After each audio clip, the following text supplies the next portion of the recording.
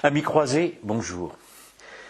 Aujourd'hui, je vais vous parler toujours de ce livre qui est L'intelligence du christianisme, le tome 1, L'humanité en quête de Dieu. Et je vais commencer à vous avoir un certain nombre d'entretiens sur la deuxième partie qui s'appelle l'histoire secrète de la philosophie grecque. Il y a une histoire qui est enseignée et puis il y a une histoire secrète. C'est exactement comme dans le monde politique. La politique, il y a des apparences politiques, la démocratie apparente, et il y a la réalité. Donc nous vivons une imposture politique, nous sommes malheureusement repartis pour 5 ans avec une sorte de petit despote démocratique.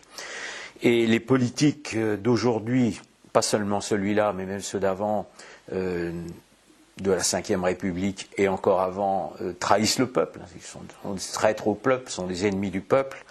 Et donc il faudra bien un jour que la France soit libérée de cette occupation politique. Et ce jour-là, il y aura une épuration.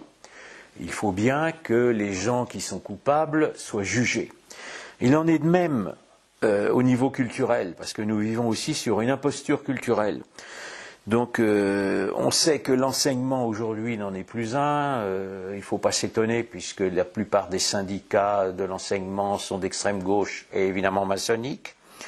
Et les universités aujourd'hui ont à leur tête des professeurs qui mentent, n'est-ce pas, qui ne racontent pas la vérité historique, ni en histoire, ni en philosophie. Donc j'espère que certains auront un soupçon d'intelligence, s'il en reste, d'honnêteté, ne rêvons pas, mais pourquoi pas, et de courage pour cesser de mentir. N'est-ce pas, je dis aux professeurs d'université, pour vous-même, cessez de mentir à vos élèves. Sinon, vous aussi, vous serez le jour où les esprits seront libérés, c'est pourquoi je mène cette croisade culturelle. Aussi, vous devrez répondre de vos mensonges, ici, peut-être, devant un tribunal, et en tout cas ailleurs, sûrement, car les mensonges, évidemment, sont toujours des mensonges pour nuire au christianisme. Je vais donc commencer par vous parler de la philosophie grecque, et de parler d'abord du rapport entre la mythologie, donc je vais vous parler, ce sera le sujet de la conférence, des mystères d'Éleusis et de l'Orient, mais d'abord expliquer qu'on ne peut pas séparer la philosophie de la mythologie. Vous avez une mythologie et une philosophie qui, en principe, est ce que l'on appelle une désacralisation de la mythologie, mais en fait, qui reprend un certain nombre de croyances. C'est vrai pour la philosophie grecque, c'est évidemment encore plus vrai pour la philosophie moderne, n'est-ce pas, qui fait semblant d'être rationnelle, mais qui en fait est sous-tendue par des mythologies. Dans l'Antiquité, les mythes, ce qu'on appelle les mythes, étaient fondateurs. Dans le temps présent, la mythologie qui est entretenue par les médias et les universités, notamment sur la philosophie, sont des mythes destructeurs, c'est-à-dire que la philosophie moderne est mythologique, mais elle détruit la civilisation, alors qu'à l'époque, ça n'était pas le cas. En tant que désacralisation, ça veut dire que c'est une rupture au sacré. La philosophie par elle-même a toujours été une profanation. On peut la considérer comme profane. Alors c'est en apparence comme en Grèce, parce que je vais justement vous expliquer qu'en Grèce, on ne peut pas séparer de la philosophie de la mythologie. Ça a été un des leitmotifs dans les universités, c'est de faire croire que toutes les philosophies rompaient avec ce qu'on appelle les mythes, qui seraient des fables, ce qui n'est pas le cas parce que c'est déjà une rationalisation, et que la philosophie apporterait la raison à l'humain. Non, la philosophie en elle-même n'est pas capable d'apporter la raison à l'humain, elle ne le peut que si elle est la servante de la théologie, c'est-à-dire la servante de la vérité révélée. C'est ça l'erreur fondamentale de la prétention philosophique. Alors, la philosophie grecque ne peut pas se considérer en dehors de sa mythologie, même si elle rompt avec elle, encore moins la moderne. Le matérialisme est une mythologie. L'évolutionnisme, ça c'est un roman feuilleton, il n'y a aucune preuve scientifique de tout ce qui est avancé. Et même l'athéisme. L'athéisme, d'abord en lui-même, est impensable. C'est-à-dire qu'il ne peut pas y avoir une pensée dans l'athéisme. Ça a déjà été dit par un certain nombre d'auteurs. Donc, le mensonge qui pourrait faire croire que la philosophie, surtout la moderne, serait rationnelle et romprait avec les mythes, est un mensonge qui évidemment est de la responsabilité de la Renaissance et évidemment de Descartes et puis après alors l'aboutissement, les Lumières qui ont dit n'importe quoi, n'est-ce pas, qui étaient vraiment des ignorants prétentieux. Alors la Renaissance a fait revenir une part de la philosophie grecque, mais c'était évidemment la part qui était incompatible avec le christianisme. Car la Renaissance, ne l'oubliez pas, est un mouvement... Alors j'ai écrit évidemment un livre qui s'appelle « La Renaissance, c'est imposture », auquel je renvoie toujours. Je voudrais dire d'ailleurs que je renvoie souvent à mes livres parce que je fais des petits entretiens pour faire une présentation, une vulgarisation, mais que rien ne remplace la lecture. Là, je ne peux pas aller dans les détails. Mais la Renaissance s'est élevée contre la philosophie chrétienne qui avait repris ce qu'il était possible de reprendre dans la philosophie grecque, qui était l'œuvre de la scolastique. Et si je parle aujourd'hui de la philosophie grecque et de son histoire secrète, c'est qu'il y a un échec grec. Et cet échec grec, alors l'humanité a été en quête de Dieu. J'ai parlé des traditions païennes dans d'autres entretiens. Et là, il est certain que les philosophes grecs ont été en quête de Dieu, en quête de découverte de Dieu et en quête de raison. Mais ils n'ont pas réussi à l'atteindre. Pourquoi ? Parce que la philosophie grecque reste enfermée dans ce que j'ai déjà appelé le monisme métaphysique, c'est-à-dire la non-considération d'un dualisme de l'être, c'est-à-dire du fait qu'il y a un être créateur de l'être créé. Donc on ne peut pas connaître l'être créé si l'on ne connaît pas l'être créateur. La philosophie grecque veut se séparer de sa mythologie, cependant, elle reprend beaucoup de croyances archaïques, un certain nombre de mythes qui sont passés jusqu'au monde moderne. Évidemment, tout ce que je dis est d'actualité. L'un des plus importants, c'est le fameux mythe de l'éternel retour, qui s'inscrit dans le temps cyclique, dont j'ai pu parler aussi dans d'autres conférences. Le mythe de l'éternel retour, il a été d'actualité au XXe siècle. Il sous-tend une part de l'idéologie nazie, c'est-à-dire national-socialiste. N'oublions jamais le mot socialiste dans le terme nazi. Autre mythe repris par la philosophie grecque, dont elle ne peut pas se départir, c'est le mythe de l'androgyne. Là aussi, donc l'homme serait au départ androgyne. Et là aussi, c'est d'actualité, puisque ce mythe est à l'origine de la théorie du genre. Aujourd'hui, la théorie du genre qui semble une nouveauté, en fait, est un retour, c'est donc une révolution, puisque la révolution est une trait d'union, volution, à un état anté-chrétien et anti-chrétien, dans lequel l'homme n'est pas créé bisexué par Dieu, mais l'homme est un microcosme du macrocosme, c'est-à-dire du grand tout naturel, et comme le grand tout est un esprit androgyne, l'homme lui-même est androgyne. On trouve ça, on va le retrouver, je l'expliquerai notamment dans Platon, dans la philosophie grecque. Autre incompatibilité avec le christianisme, et qui est dans la philosophie grecque, c'est l'éternité de la matière, atteindra notamment Aristote. Puisque le monde n'est pas créé par un Dieu créateur, c'est la matière qui est éternelle. N'est-ce pas ? On retrouve ça évidemment dans le mythe évolutionniste. Tout ça est d'actualité. La philosophie grecque doit donc être considérée comme une forme de transformation d'une mythologie en une autre. On fait croire qu'on atteint au rationnel et on atteint une certaine rationalisation, mais les philosophes vont garder un certain nombre de croyances qui sont avouées ou non avouées et qui sont mythologiques. L'autre cadre dans lequel j'ai étudié la philosophie grecque, c'est la lutte entre l'Occident et l'Orient. Car contrairement à ce que l'on pourrait croire, il est certain que la Grèce est au berceau de l'Occident et qu'elle est la première, n'est-ce pas, à exprimer en philosophie. Mais la Grèce est donc patrie-mère de l'Occident, mais il y a une part de l'Orient qui est à la fois dans la mythologie grecque et aussi dans sa philosophie. On l'ignore souvent. La première question qui peut se poser pour les philosophes grecs, c'est de savoir pourquoi ils n'ont pas repris la métaphysique de la Bible. Alors vous savez que c'est la grande question de la datation de la Genèse.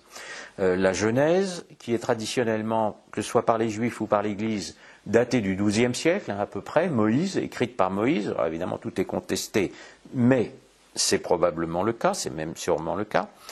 Et il faut savoir que ceux qui élaborent la mythologie grecque, c'est-à-dire Homère et Hésiode, ont très très probablement connaissance de l'enseignement des Juifs.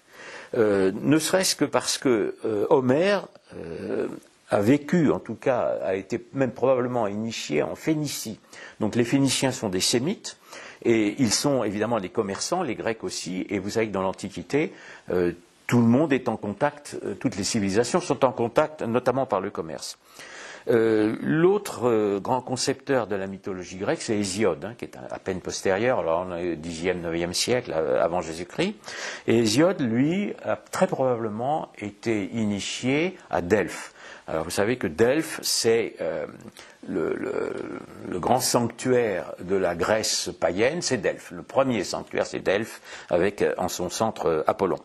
Donc Homère, alors il y a des contestations sur Homère, mais il y a des contestations sur tout. Il n'empêche que même si ça n'est une école, on va regrouper ça sous le nom d'Homère.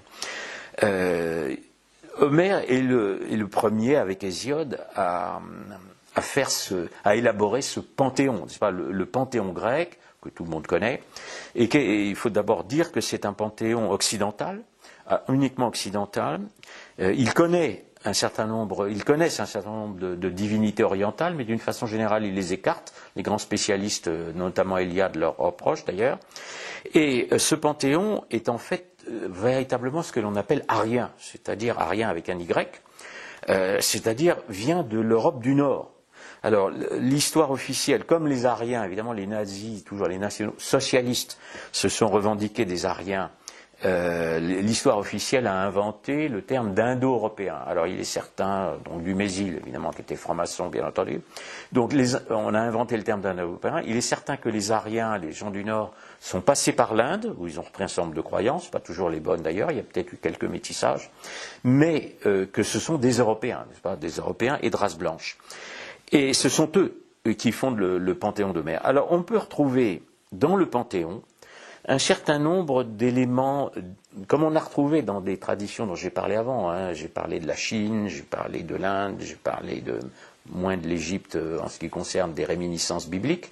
Mais le panthéon tel qu'il est conçu, Xe, IXe siècle avant Jésus-Christ, semble-t-il, a une connaissance partielle en tout cas de la Genèse. Il y a donc des formes divines, des divinités, qui sont des formes dégradées de Dieu. Bon, l'exemple le plus simple, c'est Zeus, Zeus qui est considéré comme le Père. Alors le problème de Zeus, évidemment, c'est pas Dieu, c'est pas le Dieu de la Bible, mais c'est quand même un Dieu. Bon. Un Dieu qui est le maître des autres dieux. Et le problème de Zeus, c'est qu'il est isolé dans le temps primordial, n'est-ce pas? C'est pas le paradis non plus, mais Zeus ne vient pas sur Terre. C'est ce que l'on appelle un Deus otiosus, c'est-à-dire un Dieu éloigné des humains. C'est encore d'actualité, puisqu'à cause des errements d'Emmanuel Kant, n'est-ce pas, le Dieu chrétien deviendra un Dieu otiosus jusqu'à sa négation par les pires des philosophes du XIXe siècle. Et les Grecs imaginent donc comme Dieu, et dans ce paradis grec, si on peut s'exprimer ainsi, à l'Olympe, il va y avoir des humains qui vont pouvoir monter jusqu'au paradis pour redescendre le modèle paradisiaque, et ils sont unis à Dieu par ce qu'on appelle la corde d'or. La corde d'or, on va la retrouver dans beaucoup de littéraires. Ce sont les initiés grecs, ce sont des hommes. Alors le problème, c'est que les initiés grecs, ce sont des hommes.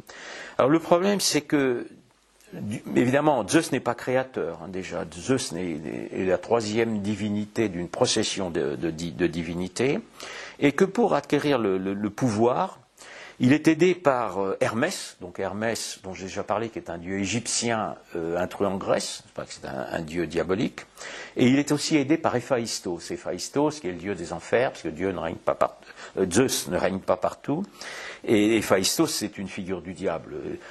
C'est d'ailleurs un être boiteux, il est représenté comme le diable sera représenté au temps féodaux comme boiteux. Autre mythe qui va isoler encore plus Zeus, c'est le fameux mythe de Prométhée. Voilà, Zeus garde un peu la connaissance pour lui, et Prométhée va donc commettre une sorte de péché originel. Prométhée va monter par la corde d'or jusqu'à l'Olympe, et il va redescendre avec en fait la graine, c'est-à-dire que qui sera évidemment, ce qui peut être une illustration de la gnose. Je ne sais pas si le péché originel était la connaissance de la gnose. Là, il fait redescendre du ciel la graine, donc on est un peu aussi dans la mythologie agricole, et il y a une sorte de péché originel de Prométhée. Alors Prométhée, qui était aussi un héros masculin, Zeus devient à ce moment-là, quelque sorte, coupable du mal sur Terre, parce que Dieu rend malheureux les humains. Quelque sorte, coupable du mal sur Terre, parce que Dieu rend malheureux les humains. Ce que l'on retrouvera dans la théosophie contre le vrai Dieu, contre le Dieu chrétien. Et Prométhée va être délivré par un initié, par Hercule. Hercule qui accomplit des travaux qui sont évidemment des étapes initiatiques. Et à ce moment-là, pour se venger, Zeus va, notamment par le biais d'Héphaïstos, envoyer à l'humain Pandore. Pandore, c'est la femme. Et la femme, dans Homère, c'est considéré comme une calamité. Donc évidemment, il faudra qu'un jour, on puisse faire comparaître Homère devant un tribunal. L'autre grande figure du panthéon grec, c'est Apollon. Apollon, on peut dire que c'est une préfiguration du fils. C'est le fils de Zeus. Et Apollon, lui aussi, est un dieu grec, uniquement grec, il n'a rien d'oriental.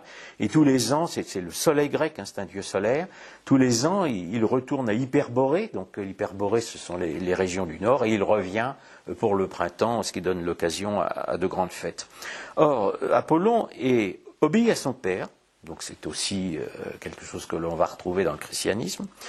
Et il garantit en fait l'ordre sur Terre, pas l'ordre du cosmos, mais il garantit l'ordre. Il est sur son char solaire et il informe son père des erreurs qui peuvent être commises par les hommes. L'autre qualité d'Apollon, qui est au centre du sanctuaire de Delphes, c'est la beauté. Bon, j'insiste sur la beauté parce que notre civilisation est la civilisation de la laideur. On enlaidit les nouvelles générations et évidemment les sentiments et les pensées sont laides, alors qu'Apollon est beau. Grâce à Apollon, on peut dire que la philosophie pourra chercher à accéder à la raison, et parce que c'est la garantie de l'ordre. Donc Apollon est une des sources de la philosophie grecque.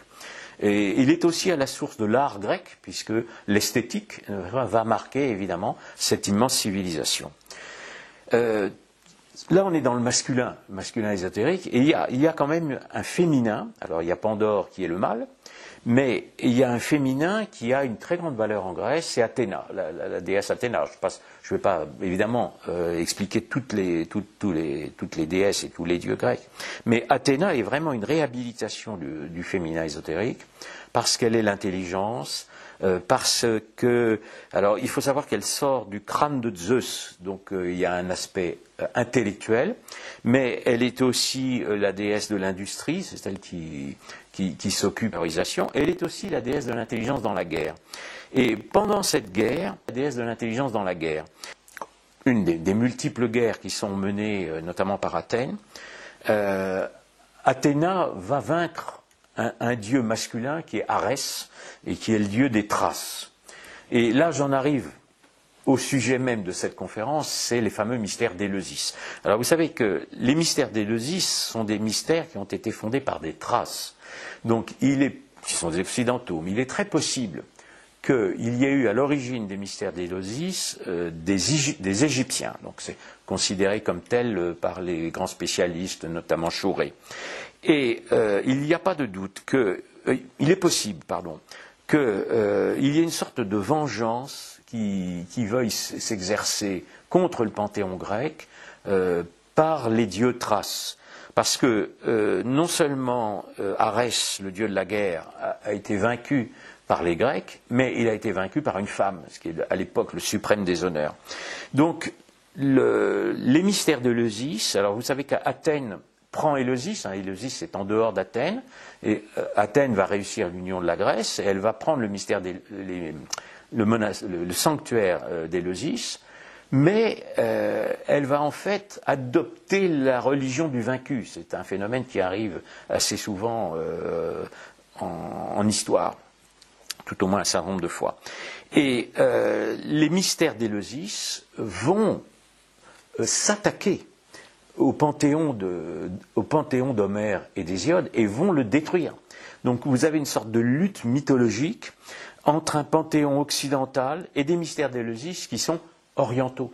Donc vous avez une confrontation entre l'Occident et l'Orient va pervertir la religion grecque. La première intrusion à Éleusis, c'est Déméter. Déméter qui représente l'éternel féminin, ésotérique. Et en fait, notamment d'après Churé, Déméter serait une figure déguisée d'Isis. Donc on va retrouver Isis, n'est-ce pas, qui était la veuve d'Osiris, qui venait donc d'Égypte, c'est une déesse égyptienne. Et les mystères d'Éleusis sont des mystères égyptiens, intrus en Grèce. Alors, évidemment, c'est très ancien, mais vous savez aussi que la franc-maçonnerie actuelle revendique une filiation avec les mystères d'Éleusis et qu'on retrouvera des luttes des mystères d'Éleusis pendant tout le temps de la gnose, jusqu'à ce qu'un empereur mette fin au sanctuaire d'Éleusis, enfin l'empereur ou un certain nombre de moines ou de faux moines qui détruiront Éleusis, mais ça c'est une autre histoire, mais ça n'est pas l'Église évidemment qui a détruit Éleusis, contrairement à ce qu'on dit. Mais le culte va demeurer à travers les siècles. Donc, Éleusis, pourquoi mystère? Mystère, c'est parce que justement il faut cacher aux Grecs que Éleusis va combattre leur religion. Donc mystère, ça veut dire secret. Donc là, il y a un culte secret, c'est pour ça que vous avez des grands mystères, des petits mystères. Il est évident que si les petits mystères peuvent être connus à peu près en Grèce, les grands mystères sont réservés aux grands initiés. Et en plus du féminin par Déméter, l'importance considérable sur les arts et sur la philosophie, j'en viens à la philosophie bien sûr, c'est les arts et sur la philosophie, j'en viens à la philosophie, bien sûr. C'est Dionysos et Orphée. Bon. Alors, Dionysos n'est pas un dieu grec. Insistons encore une fois, Hermès n'est pas un dieu grec, c'est un dieu intrus en Grèce. Dionysos n'est pas un dieu grec. Alors, vous savez que Dionysos, comment on peut dire, c'est le macho, c'est la caricature du masculin. Les dionysiaques font des orgies, c'est déjà la révolution sexuelle. Ils sont aussi atteints ils prennent évidemment des psychotropes et ils sont atteints à la manie, n'est-ce pas, la mania, ce qu'on appelle la mania, qui est une sorte d'hystérie. On se croirait évidemment dans les fêtes techno. Et grand inconvénient aussi du dionysiaque, c'est que ils vont sacrifier des êtres humains, notamment des êtres faibles. Donc quand il va y avoir des orgies, quand il va y avoir des cérémonies, entre guillemets, dionysiaques, on va s'acharner sur des boiteux, sur des pauvres hères. On va les tuer, on va les tuer, on va les torturer, on va les tuer. Et autre chose aussi d'absolument abominable, qui avait été depuis longtemps aboli en Grèce, on va les manger. Donc il y a une sorte de cannibalisme. Et c'est une sorte de communion cosmique, excusez-moi pour le terme communion, mais étant donné que Nietzsche considérera la communion chrétienne, n'est-ce pas, comme une réminiscence du dionysiaque, ce qui est absolument absurde, n'est-ce pas, il faut bien dire que là aussi ça a été d'actualité au XIXe siècle. Alors Nietzsche, c'est pas sa seule erreur, j'ai un autre chapitre dans ce livre sur Zarathustra, ça s'appelle ainsi « Ne parlez pas Zarathustra », puisque Nietzsche a fait dire à Zarathustra à peu près le contraire de ce qu'avait dit Zarathustra. C'est pas le sujet d'aujourd'hui, mais Dionysos est un fait tellement énorme, c'est une sorte d'éléphant dans un magasin de porcelaine dans la beauté grecque. Et il faut savoir qu'il est assimilé à Bacchus, les bacchantes, etc. Dionysos, c'est la même chose. Et Bacchus avait été rejeté. Homère le connaissait, mais Homère l'avait rejeté. Donc c'est vraiment quelqu'un qui n'était pas dans le panthéon grec et dont Homère, qui était le spécialiste, évidemment, ne voulait pas. Dionysos est tellement vulgaire, il est tellement énorme, il est tellement lourd, qu'il n'est pas adopté tout de suite par les Grecs. Donc il faut ruser. Et il va y avoir une sorte de réincarnation de Dionysos dans Orphée. Alors Orphée, lui, c'est un dieu charmeur, n'est-ce pas, mais il est le représentant de la science égyptienne, c'est-à-dire c'est le serpent, c'est la colonne vertébrale égyptienne, et il va parmi d'autres actions, n'est-ce pas, chercher Eurydice, c'est-à-dire le féminin ésotérique aux enfers. Donc il va la sortir, il va la ressusciter des enfers. Toute cette mythologie a atteint évidemment la Renaissance, hein, notamment Dante. Et le grand problème de l'orphisme, donc l'orphisme qui rentre d'abord, qui est évidemment devient un élément central des mystères d'Éleusis et qui va pénétrer à Delphes. Donc vous aviez le grand sanctuaire de Delphes avec le culte d'Apollon. Il y a des diverses tentatives d'infiltration d'Éleusis dans Delphes et finalement Orphée va réussir à pénétrer dans Delphes. Et c'est une intrusion et il va supplanter Apollon. Et à partir de ce moment-là, la mythologie grecque va complètement basculer. Elle ne sera plus une mythologie occidentale, elle va devenir une mythologie orientale, ce qui, Orphée étant le modèle même, n'est-ce pas, de l'initié, pas l'initié qu'on peut dire avec un grand I. L'orphisme a aussi des conséquences évidemment sur la philosophie, puisque c'est le sujet qui va nous intéresser, notamment parce que pour les orphiques, qui reprennent là-dessus des notions hindoues notamment, l'âme est enfermée dans le corps. Donc il y a une sorte de réminiscence de ce qu'avaient pu être les voyages initiatiques des chamans ou de l'Inde. Pour les Grecs eux-mêmes, l'âme était en fait dans les astres, n'est-ce pas ? Nous avions une âme individuelle, mais la source, évidemment, n'était pas Dieu puisqu'il l'ignorait, mais était dans les astres. Donc en fait, une fois que Orphée aura, par Éleusis, pénétré à Delphes, le Panthéon, plus sa caractéristique, sera toujours la religion, mais va pouvoir être détruit. Et il va être détruit, donc les mystères d'Éleusis ont finalement détruit la civilisation grecque, parce que l'un des premiers philosophes, l'un des pires d'ailleurs, sera Pythagore, et Pythagore va transposer l'orphisme en philosophie. Évidemment, les mystères d'Éleusis détruisent la civilisation grecque, vont permettre la destruction de la civilisation grecque. Et si je me suis penché sur cette histoire ancienne, c'est parce que la philosophie moderne est en train aujourd'hui d'achever la destruction de l'Occident chrétien. Occident chrétien, puisque le passé païen européen a été sanctifié, mené sur le chemin du salut par le christianisme. Donc notre civilisation, qui est une sorte d'osmose entre la civilisation grecque et d'autres civilisations européennes et le christianisme, est aujourd'hui menacée par la philosophie, exactement comme la civilisation grecque va être détruite par la philosophie grecque, ce que j'expliquerai plus tard. Donc il est très important pour nous de comprendre que la philosophie est mythologique, elle garde une part de mythologie, que l'Orient pénètre dans la philosophie occidentale pour la pervertir, et qu'il faut absolument continuer cette lutte contre la mythologie qui sous-tend la philosophie moderne. Alors, ce n'est pas un combat, c'est un combat actuel bien sûr, mais c'est un combat qui a déjà été compris dès le IIe siècle par les pères de l'Église, car la plupart des hérésies des gnostiques appuyaient sur certaines parties de la philosophie grecque. Donc nous devons lutter contre la mythologie moderne qui se prétend rationaliste et qui ne l'est pas, donc nous devons lutter évidemment contre le mondialisme, puisque le mondialisme veut détruire la civilisation de l'Occident chrétien. C'est pour ça que cette histoire qui semble ancienne ne l'est pas. Nous sommes toujours aujourd'hui avec des gens qui instrumentalisent l'irrationnel et la mythologie contre notre civilisation. C'est pour ça que ma conclusion est toujours la même. N'oubliez pas, nous sommes des croisés. Je vous remercie.